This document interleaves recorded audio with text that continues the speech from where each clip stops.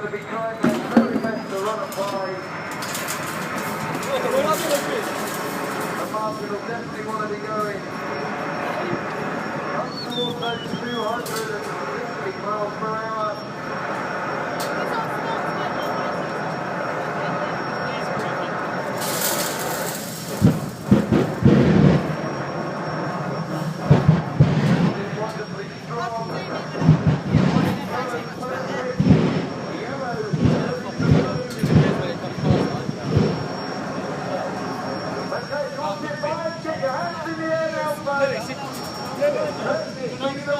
No, my battery died.